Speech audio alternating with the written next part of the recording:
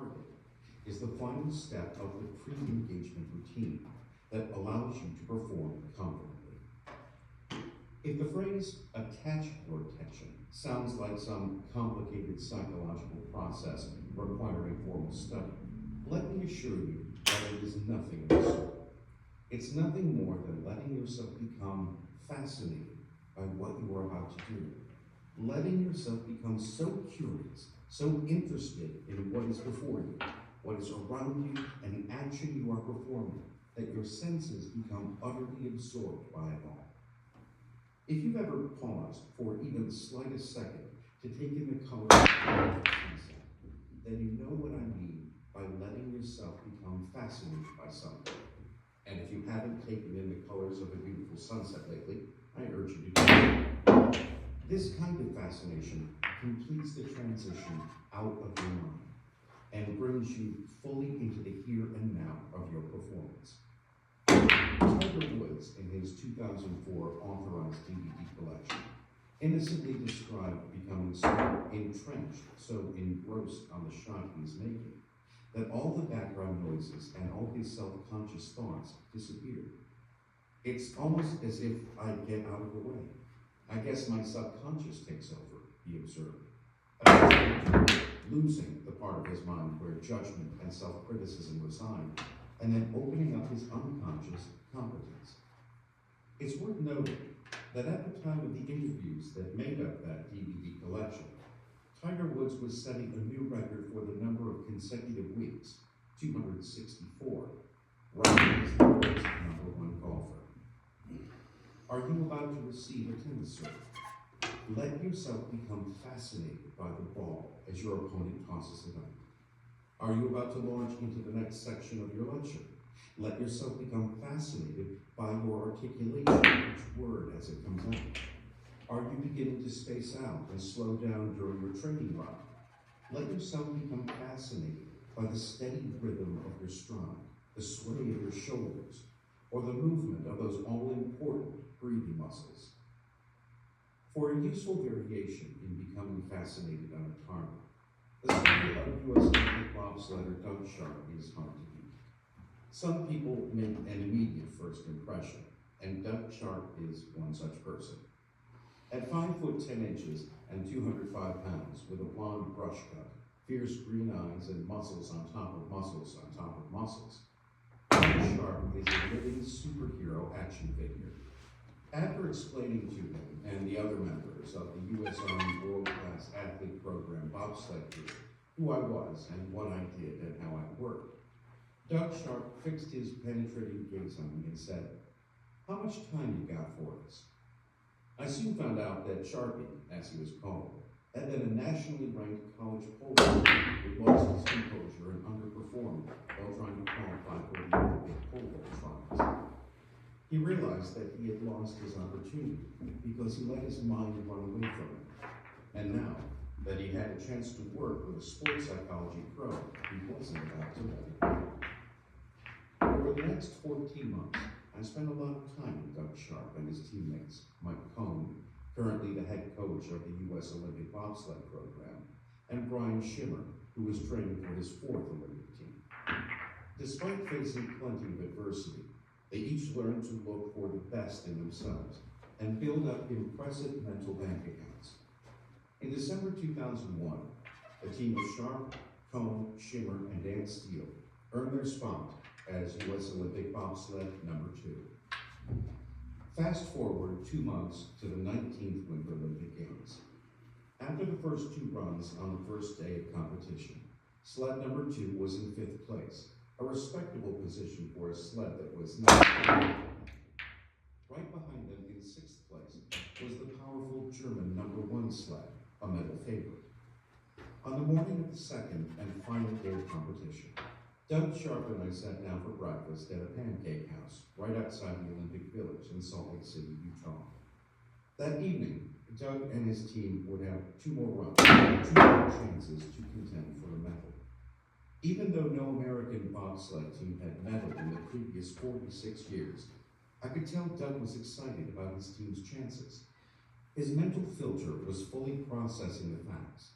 that his team was ahead of the number one German sled and only 0.01 of a second behind the third-place Swiss sled. As the waitress brought our food, I said to him, "You guys are sitting pretty right now, Sharpie." Doug glanced over his shoulder, as if to make sure no one was listening, then leaned in over his waffles and omelet. His eyes seemed to grow even brighter, and in a quiet but excited voice he said, "Doug, we're right where we want to be. We're feeling great. And if we get the slightest break, the littlest bit of luck, we're gonna medal." Right there, I knew Doug had won his first victory.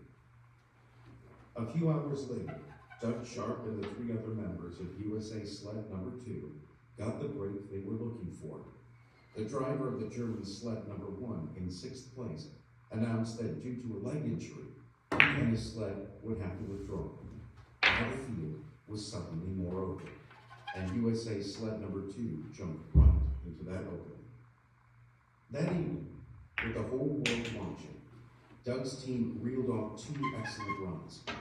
They got solid push starts, and driver Brian Schimmer drove like a madman.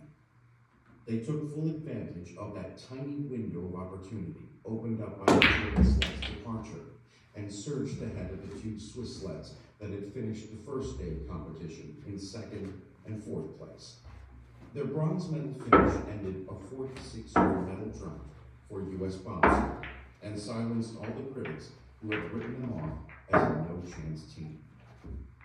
Ever since that conversation at the Pancake House, I have recommended looking for your slightest break as part of any mental preparation and mental toughness training. Looking for that slightest break is an element of the A in any CBA pre-engagement routine.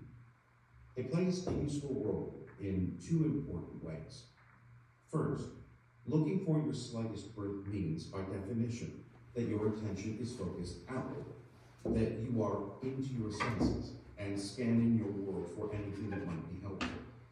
Second, looking for the slightest break means that you are acting from a certain degree of certainty that there is indeed a break out there that you can use to your advantage once you find it.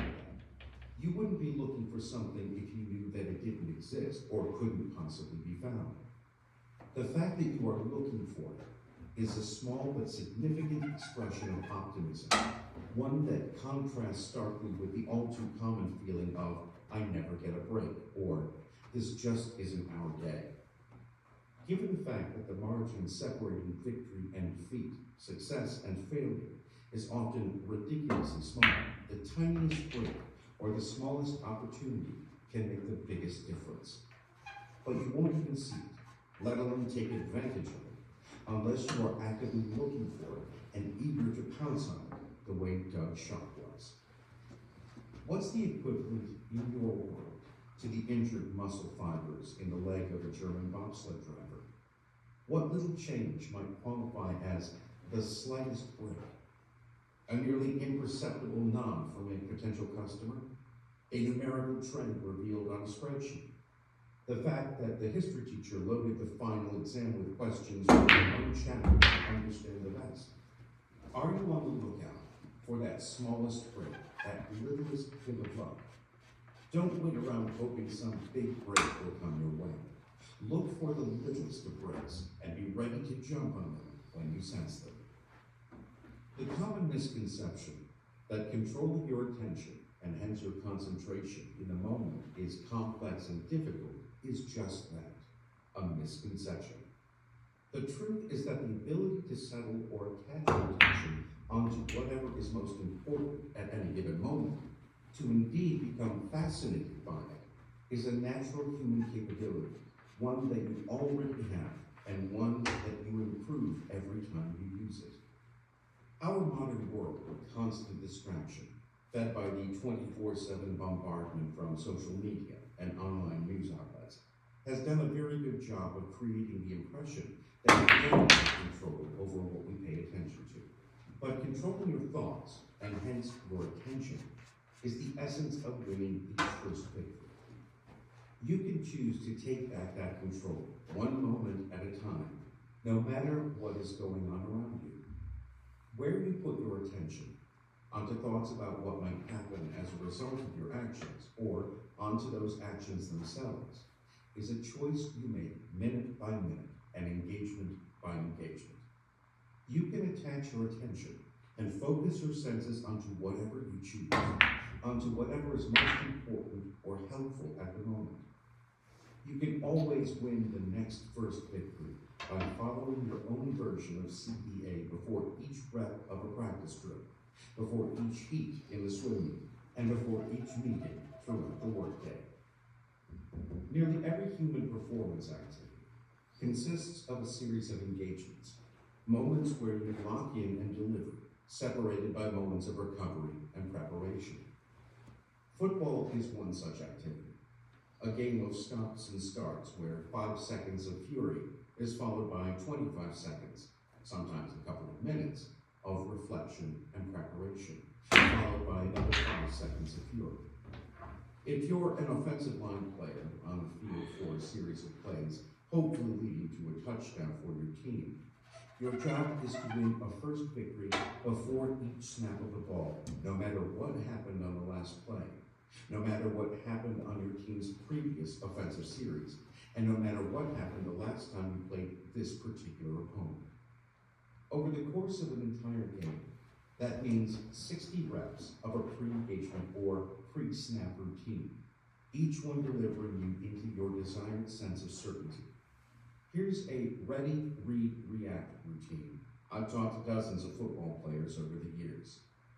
This consistent mental vehicle includes specific cues for bringing up conviction, specific breaths for settling that conviction, and specific attachments for directing the senses to the right target before the snap.